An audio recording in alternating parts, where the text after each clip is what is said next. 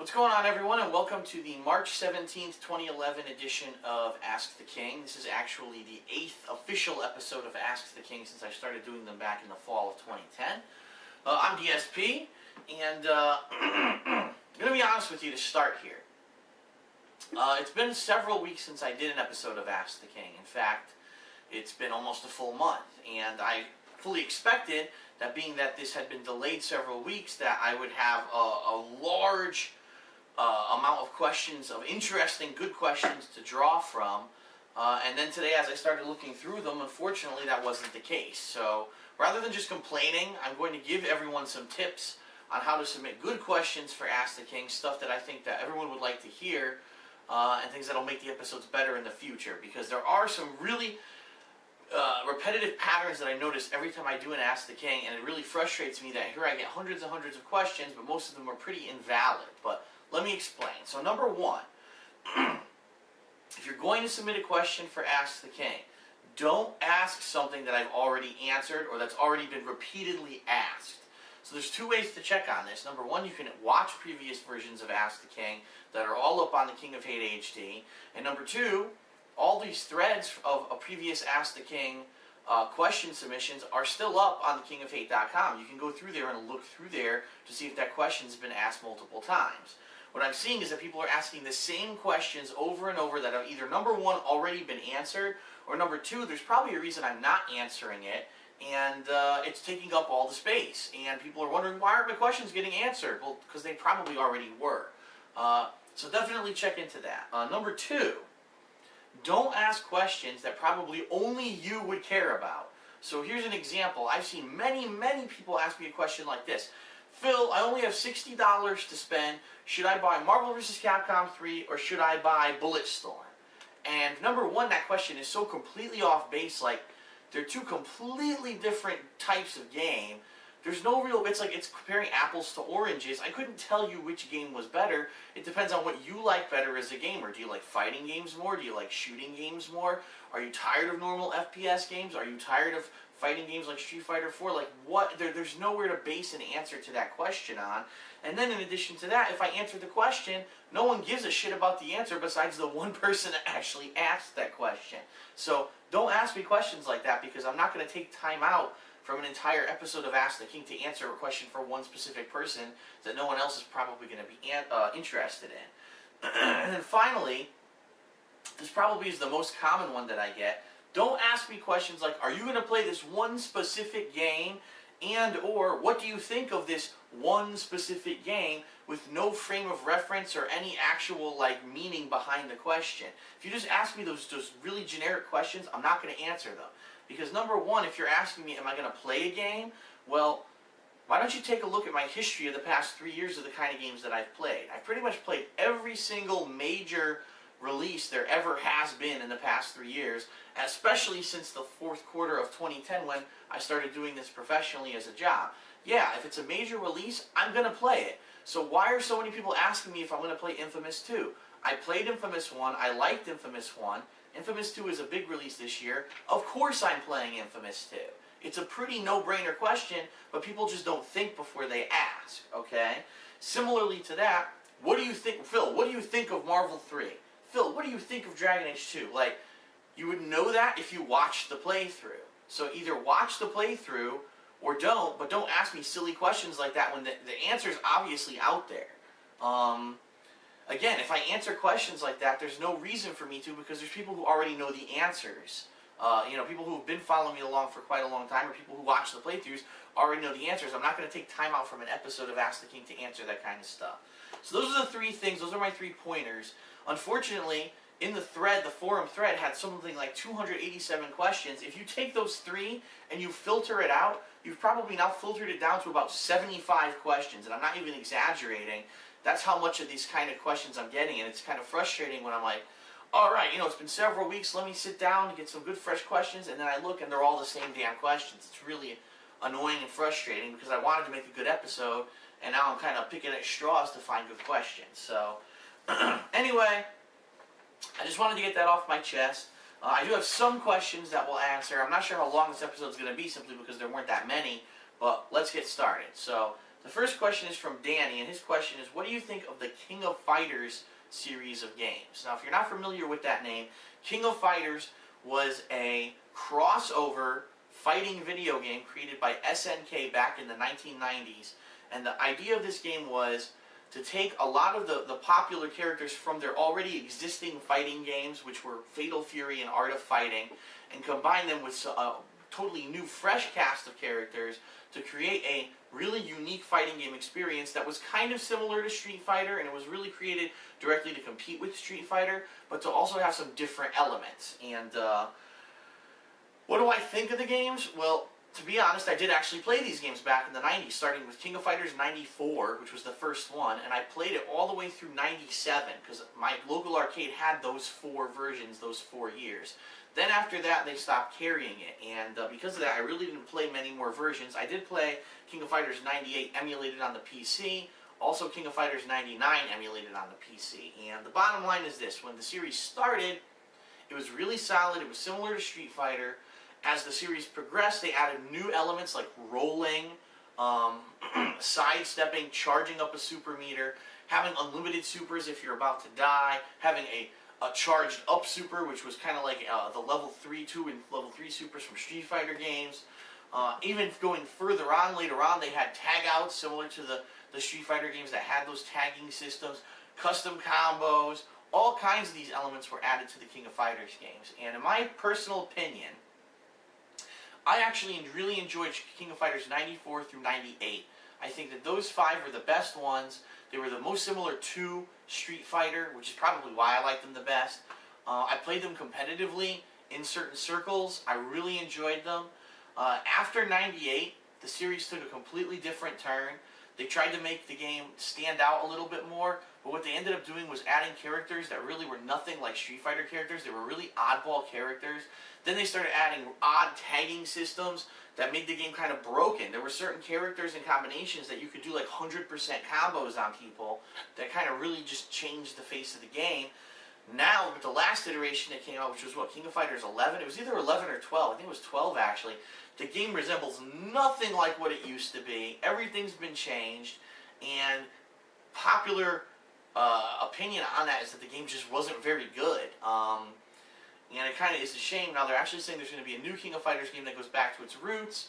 Isn't it funny that all these games, Mortal Kombat, King of Fighters, they're all going back to their roots now? Like, you know, they took a decade to experiment with all these new elements and graphics, and now they said, you know what, fuck this. The game was doing way better back when it was just a straight up 2D fighter, and now they're all going back to that. So I think they're all learning their lesson that when you have a good thing, don't fuck it up by trying to throw all these crazy oddball elements and gimmicks in. Just keep it a core good game and people will keep playing it. So yeah, that's my opinion on King of Fighters. I think it's an interesting series. I think the ones from the 90s were really good.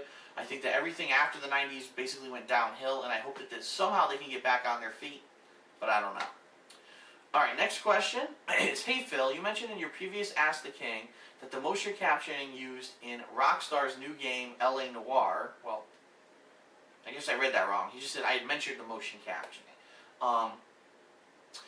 With these advances in video game graphics, plus the increase of well-known actors providing video game voices such as Ed Harris, do you think we will eventually see well-known actors actually providing the performance of characters they're playing? If so, what do you think this will mean for the gaming industry? Thank you for your time, Zach. Now this is an interesting question. I guess the first part of this question is actually, do you think we'll see more mainstream actors doing video games? And then number 2, do you think that it will actually get to the point where the actors will act as themselves with this motion capture technology? And I think that's a really novel notion. I don't see any reason why this is not possible. I think this is really a way to take video games from this small genre, it's a niche market, and try to bring it to the mainstream and say, look, video games are as serious and as dramatic and should be taken as seriously as any major motion picture. We can take these actors from motion pictures, put them into video games, and they do just as well as they did in the movies. And now we even have the technology to have these actors act in the games without necessarily having film recording them, but they can emulate a character that doesn't even look like them. Like Ed Harris could be a giant fucking beast, but he could actually act, and the motion capture technology can take all of his skill and his art and craft and put it into a game. So that is a great idea, Zach, and I'm hoping that something like that does happen in the future, because you still have so many critics who watch video games and say, oh, it's just a little thing you do for 10 minutes a day, it's for kids. It's not. It's so different now than it used to be back in the 80s and 90s, early 90s. And it's grown to such a giant industry that I think people really need to start taking it more seriously, and this might be one of the ways to take that first step. Okay, next question. Dear Phil, you mentioned in a friend request ridicule video that your back problem could be fixed with surgery. Well, it could be fixed. It's not a positive. It might be fixed, or it might have no effect, or it could get worse. It's kind of a shot in the dark. Keep going on here. But you said at the time that you were busy with work and getting surgery would require you to take time off of your work. And that's absolutely correct. Well, now that YouTube is your full-time job, did you think of getting surgery for the back problem? And that's from Rio Horikawa. Well, bottom line is this: there's no difference between now and then. Like back then I had a full-time job, and now I have a full-time job. The only difference is my full-time job now is my hobby, which is video games, rather than doing what I used to do. And it still takes up just as much, and sometimes it takes up even more time than my job used to.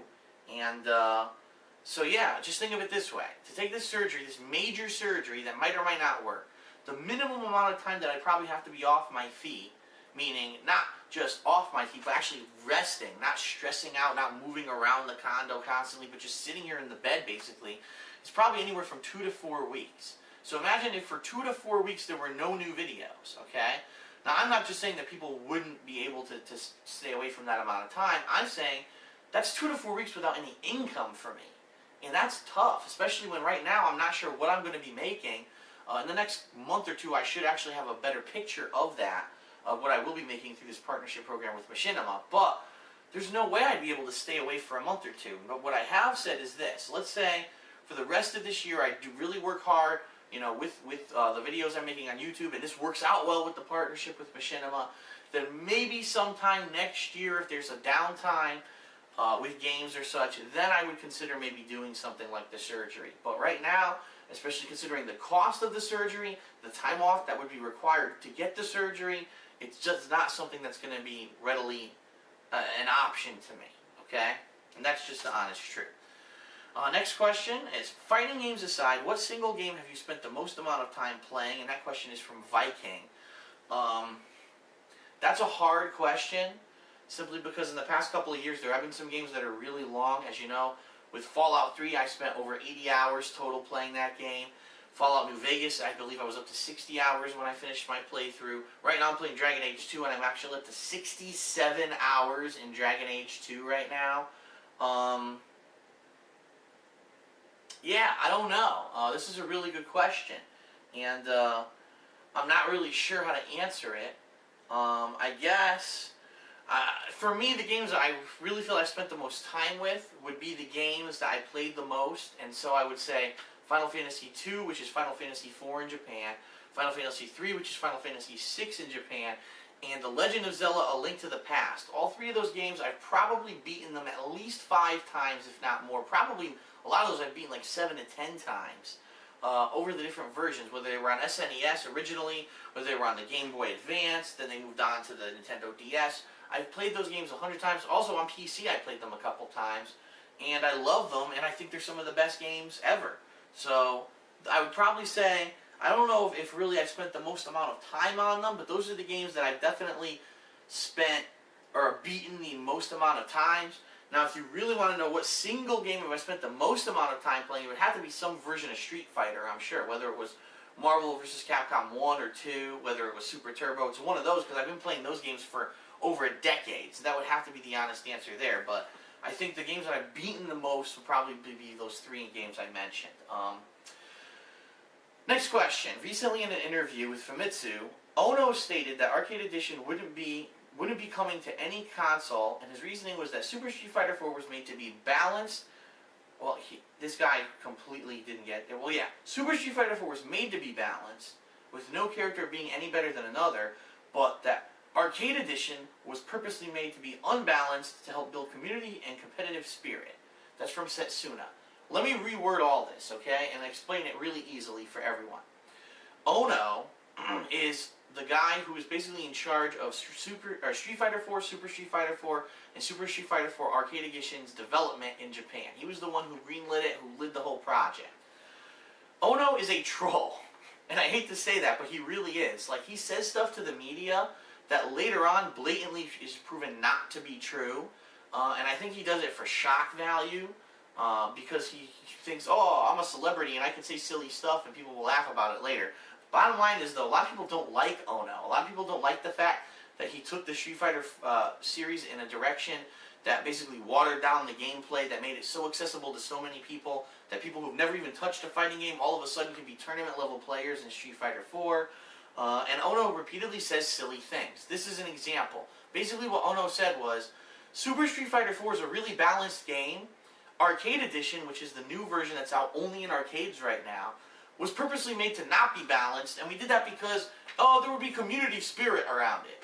And that means absolutely nothing. It's gibberish, and Ono knows that's gibberish. He's doing it just to be a troll, to try to get people to start talking about it, and then he goes on to say that there won't be a home version of Arcade Edition, although it's already been discovered that in Korea, there's already been not a patent, but whatever it is, the permission you need to put out a new game, it's already gone out in Korea that there's already a console Arcade Edition requested. So, he's a liar. He's doing it on purpose to try to strum up attention for himself and for the game. And you shouldn't listen to the stuff he says because, unfortunately, although he could have been taken seriously and really been seen as a figurehead of the community, he decided to be a jackass. And I'm just reiterating what thousands of gamers around the world are saying. Ono is a jackass, okay? I'm sorry to say that. Who are your role models? That's from Gamebox, and this is a really interesting question because honestly, in my entire life when I was growing up in high school, grammar school, they always asked you that question. I never had an answer. Like, who's my role model? Well, let's see. You know, my dad, sure, I respect my dad, but my dad worked at that point, he was working a job he didn't like. He really didn't want to go to work every day, but he says, you know what, I'm going to hash it out just to support my family. And I said, you know what, if I had a family, yeah, that's very respectable that someone does that, but I don't want to put myself in a situation where I have a family and I have to work a shitty job to support that family. Okay? So who else would you look to? You always look through famous presidents and world leaders and stuff like that. I don't know. For me, it was always like, I want to be my own person. I don't want to look towards someone to try to use them as a guide or an archetype for my life. I just want to do what I want to do. And that's really been how I've lived my life. Now, the only person who in recent years I would probably say might be a role model for me might be someone like Howard Stern, who dared to do something completely different in a medium that kind of was very stagnant. And he spoke his mind no matter what. He was always honest with his public, and he always did whatever he thought was going to be entertaining to the people, and he took a hell of a lot of flack for it. He was persecuted for it. There's still people to this day who have no idea who Howard Stern is as a person and don't understand what he's all about, and they hate his guts because there's just this fucking mentality out there that he's such a bad person. And you know what? I feel kind of the same thing. Whether it's the Street Fighter community, whether it's the YouTube community, there's a lot of people out there who are just out there to get me. They don't get me. They don't understand what I'm about. They're butthurt about maybe one little thing that might have happened that I had nothing to do with in a lot of cases. And, you know, I think myself as an innovator. I'm one of the first people who went to YouTube, who decided to do live commentaries on gaming, who tried to make it more entertaining than just trying to do a playthrough of a game and showing you how to beat the game from start to finish with like a walkthrough tutorial kind of a deal. And there's so many people on a daily basis who contact me and say, Phil, why do you think you're so popular on YouTube? Because I'm myself, okay? Because I am myself. I'm not afraid of saying stuff. I don't kowtow to anyone. You know, with Blip TV, look what happened. People persecuted me for stuff that I said. Fuck that. I got out of there, and here I am on YouTube, back and better than ever. So I'm going to keep doing what I'm doing. And that's kind of the same mentality that Howard Stern had, to the point where he said, eventually, I'm leaving terrestrial radio. Fuck all of you stupid, you know, touchy people who don't understand what humor really is. And he went to satellite, and he single-handedly built Sirius Radio up from being almost in bankruptcy to overtaking XM Radio, to the point where the two merged, and now they're going to become even bigger and better. So I guess he'd probably be the only person I would say is a role model to me. And it's not necessarily the stuff that he says, it's just the way that he's presented himself. He's always spoken from his heart. He's not afraid to say anything. And he's his own person, and he won't let anyone tell him differently. And I feel I'm the same way. Alright, I'm going to keep going here. I'm almost thinking I can finish all these questions in one episode. Actually, give me 1 second because I forgot to time this. I'm an idiot. Alright, we are right now 20 minutes in, so if I can finish these questions in 10 minutes, we're good. So here we go. Next question. Hey DSP, you said that you grew up with old cartoons like Teenage Mutant Ninja Turtles and old systems like Nintendo and Sega. Did you ever fall for their advertisement products like the old Nintendo cereal and Teenage Mutant Ninja Turtle pies? The answer is absolutely yes. This question, by the way, is from Decoy111. I fell hook, line, and sinker when I was a kid. Yes, I had that disgusting Nintendo cereal. It tasted like you were eating a spoonful of sugar. The Teenage Mutant Ninja Turtle pie was absolutely revolting. It was supposed to be vanilla flavored. It tasted like ass. And I tried anything you could think of. I tried it. They were all horrible. But yeah, as a kid, I bought into that whole thing, and I was tricked, and it was pretty gross. Next question. Hey Phil, do you watch any machinima like Inside Gaming, Arby and the Chief, or Insanety? Not included. This guy can't spell, but that was from the Jaminator. And the answer is, I've answered this before, no. In fact, I don't watch anything else. I don't have time to sit around and watch other people's videos. In fact, since I started doing this full-time YouTube as my job, I haven't even watched the Angry Video Game Nerd or the Nostalgia Critic or any of the stuff I used to watch. I just don't have time to do it. I'm too busy working with what I'm doing now, brainstorming, doing things. I'm too busy. So, no, I don't watch anyone else. And that's why it's funny when people say that I'm plagiarizing stuff. I don't watch anyone else's stuff. How could I be plagiarizing? Next question. Hey Phil, in the Angry Video Game Nerd's Plumbers Don't Wear Ties review for the 3DO, he claimed that the 3DO had the definitive port of Super Street Fighter 2 Turbo. Have you ever played this version, and if so, do you agree with him? Keep up the good work on YouTube. That's from King of DBZ 101. I have played the version. The version is complete fucking ass. The AVGN is going along with a mentality that I've seen on the internet. The 3DO version probably had the best graphics for the time of a Street Fighter home console port. And if you were comparing all of the console versions of Street Fighter that were available during that time, on the SNES, the best you had was Hyper Fighting and then Super Street Fighter 2. On the Genesis, the best they ever got was Super Street Fighter 2. No other home console ever had Super Street Fighter 2 Turbo up to that period of time. And so when that version came out, they said, oh, this is the definitive version that you should own. The bottom line is the game was nothing like the console or the arcade version. It actually had significant differences. I believe that it didn't even have much or any of the old versions of characters from the arcade edition. It was just not good. It was not a good game. But the graphics were great and the music was great. And of course back then that's all games were about. People said, oh, it's the best version of Street Fighter ever. So I'm not surprised that someone like AVGN, who never played Street Fighter competitively, wouldn't know that that actually was not a very good version of the game. A lot of people have asked me about the Mass Effect 2 DLC, The Arrival, and want to know my thoughts. My answer is this: I can't give you my thoughts until I know exactly what it's about, and BioWare has only hinted. They haven't given full details.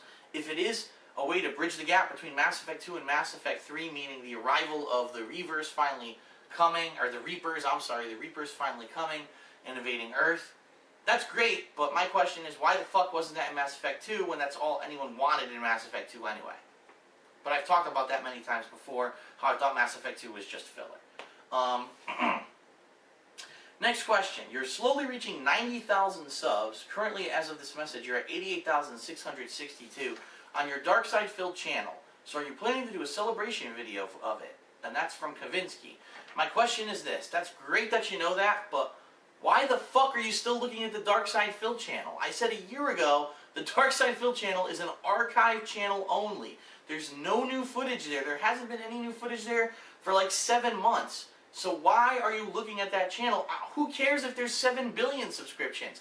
There's no new footage. There's nothing new. The subscribers are subscribing for absolutely no reason because there's nothing on that channel. Alright? You need to push people to go to DSP Gaming, which, by the way, is about to hit 60,000 subscribers. If anything, that's what I should be celebrating, not the Dark Side Phil channel hitting 90,000.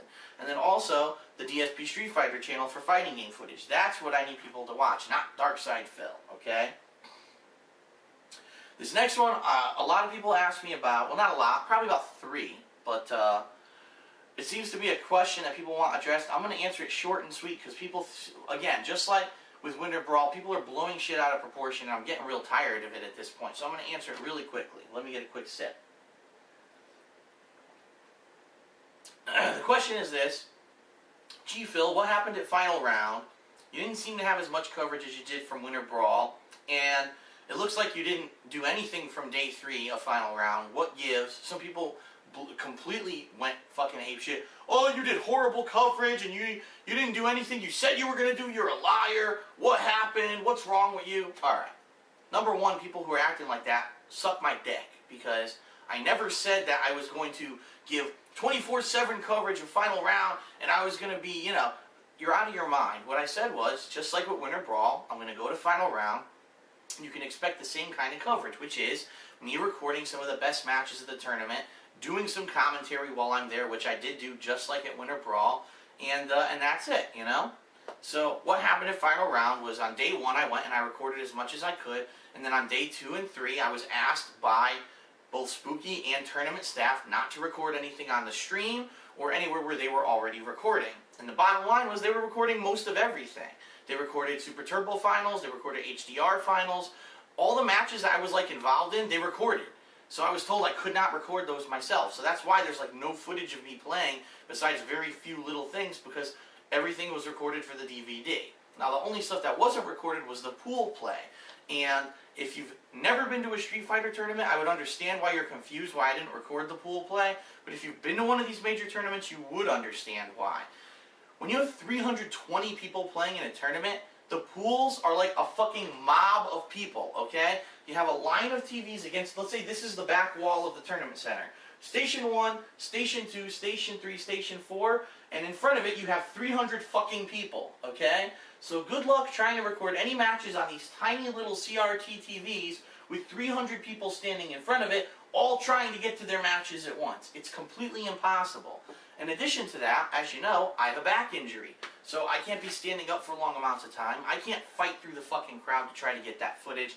It's not worth it. Even if I had gotten some of it, it would have been horrible quality. So the bottom line was, after Friday and the 50-some matches that I did record, which you can see on DSP Street Fighter right now, I was basically told you can't record anything. So what did I do? I played games all day Friday, and I recorded all day Friday. Saturday I did play games all day. I was in Super Turbo Finals, I was in HDR Finals, then I was in the qualifying pools for Marvel 3 and Super Street Fighter 4. By the time all that was done, I had started there at 9 a.m., it was 6 p.m., and I was finally finishing with Super, and I told Jason Cole, just disqualify me from Super Street Fighter 4. I'm not sticking around here for another 3 to 4 hours to wait for Tokido to play all his matches. And at that point, all the other top players had been stuck playing Marvel 3 teams until 6 p.m. That's when it ended. So now they had to go play all their singles matches. So they would have been tied up till midnight. So I said, you know what? Enough of this. I'm really tired. I'm actually starting to be in pain from standing up all day. Let me just go relax. And this, by the way, this is my vacation. I'm paying for it out of pocket. It's very expensive to stay at a hotel like this and do what I was doing. I'm going to go back to my room. I'm going to relax, and we'll see what happens. And then when I woke up on Sunday morning, I said, you know what? I could go down there, but I'm not allowed to record. I know that.